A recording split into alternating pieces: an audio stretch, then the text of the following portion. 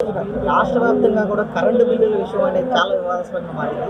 అసలు ఎలా వస్తున్నాయి ఈ ప్రభుత్వంలో ఇంకా నెల రోజులు ఉందనగా ఏంటి ఎలా ఉంది అసలు ఏంటి పరిస్థితి? కరెంట్ బిల్లు ఆల్రెడీ ఎప్పటి నుంచో గవర్నమెంట్ అంటే టీడీపీ గవర్నమెంట్ కట్టలేదు. ఆ గవర్నమెంట్ కట్టని బిల్లుల్ని మేము ఇప్పుడు వసూలు చేస్తామని ఎవరో కట్టని బిల్లుల్ని మనం ఏదో ఒక రూపంలో వసూలు చేయాలని 2019, 20, 21 బిల్లులు ట్రూ అప్ ఛార్జెస్ అని చెప్పేసి బిల్లులో మెన్షన్ చేస్తున్నారండి. ప్రతి కామన్ పీపుల్ తెలుసుకోవాలి ఏంటంటే ఒకసారి ఛార్జెస్ చూడండి, మీరు వాడే కరెంట్ ఎంత, వాడు ఎంత ఎక్స్ట్రా కలెక్ట్ చేస్తున్నాడు అన్నది ఒక్కసారి ప్రజలంతా గమనించండి. ఎప్పుడైనా సరే మన బిల్లు వస్తుంటే గుడ్డిగా చివరిలో ఎంత అమౌంట్ వచ్చిందని చూసుకోవచ్చు. ఎన్ని యూనిట్లు వాడారు, ఎంత కడుతున్నాము, ఎంత ఎక్స్ట్రా పే చేస్తున్నాను ఒక్కసారి ఒకవేళ ఇంట్లో తెలియకపోతే మీ పిల్లలు చదువుకొని ఉంటారు, వాళ్ళ దగ్గర మీ సబ్జెక్ట్ తెలుసుకోండి. అమ్మ దేనికి ఎంత పడింది, మనం ఎంత వాడాము, ఎన్ని యూనిట్లు వాడామని ప్రజలు మొత్తం తెలుసుకోవాలండి అని. మళ్ళీ జగన్మోహన్ రెడ్డి కనుక వస్తే ఇప్పుడు సుమారు ఒక 500 రూపాయల బిల్లుకి 1000 రూపాయలు ఎలా వస్తుందో రేపు 1000 రూపాయల బిల్లుకి 5000 వచ్చినా ఆశ్చర్యపడక్కర్లేదండి. కాబట్టి అంటే ప్రజలు తెలుసుకోవాలి ఈ విషయం. రేపు ఓటేసేటప్పుడు ఇలాంటి వ్యక్తికి ఓటేస్తే మన భవిష్యత్తు ఏమైపోద్దా?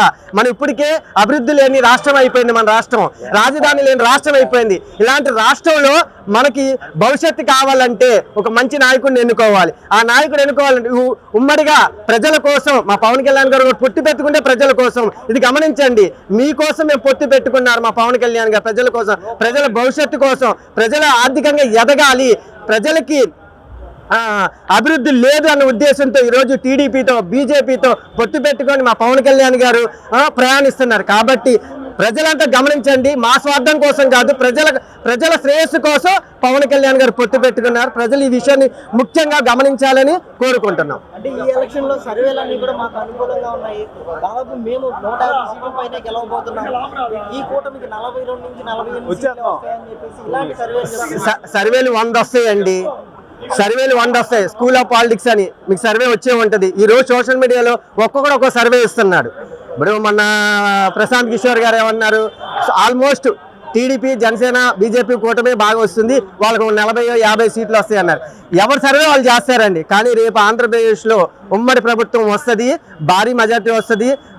మా పవన్ కళ్యాణ్ గారు ఏదైతే ఆంధ్రప్రదేశ్కి మంచి రోజులు రావాలనుకున్నారో అది ప్రజలు కూడా మారి ఓటేసి ఎవరికి ఎన్ని ఓట్లు వస్తాయన్నది, ఎవరు ఎన్ని సీట్లు గెలుస్తారన్నది, ఎవరు కూటమి సాధిస్తారన్నది రేపు ప్రజలే డిసైడ్ చేస్తారు. అంటే చివరిగా కేసీఆర్ నాని గారు చేసిన నాయకులు దాదాపు నేనేంటో ప్రజలందరికీ తెలిసి, విజయవాడ ప్రజలందరికీ నిజాయితీ నమ్మకం అని నేనంటే ఈరోజు విజయవాడ పార్లమెంట్ పరిధిలో ఉన్న అన్ని నియోజకవర్గాలు వైసీపీని గెలిపించే బాధ్యత నాది అని చెప్పి ఆయన సవాల్ చేస్తున్నారు.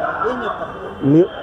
ఏముందండి, మైక్ పట్టుకుంటే ప్రతి వాళ్ళు మాట్లాడే విషయమే. కానీ ఎప్పుడైతే ఒక కన్న తల్లిని ఎలా మార్చుకుంటామో, రాజకీయ భవిష్యత్తు ఇచ్చిన వాళ్ళని మనం వదులుకుంటాము. ఆల్రెడీ ఆయన ఇంతకుముందు టీడీపీలో ఉన్నాడు, 2 సార్లు ఎంపీగా గెలిచారు. అలాంటి వ్యక్తి ఈరోజు వైసీపీలోకి వెళ్ళారంటే ఎవరి స్వార్థం వాడు చూసుకుంటున్నారండి.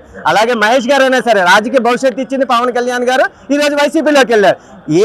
ఏ జెండా పట్టుకుంటే కొబ్బరి బొండాలు కట్టిపెట్టి నరకమన్నాడు. అలా ప్రతి నాయకుడు ఏంటంటే వాళ్ళ స్వార్థం కోసం, వాళ్ళు ఎదుగుదల లేదని చెప్పేసి వాళ్ళ స్వార్థం కోసం వెళ్ళారు. కానీ ప్రజల కోసం ఏమైనా ఆలోచించి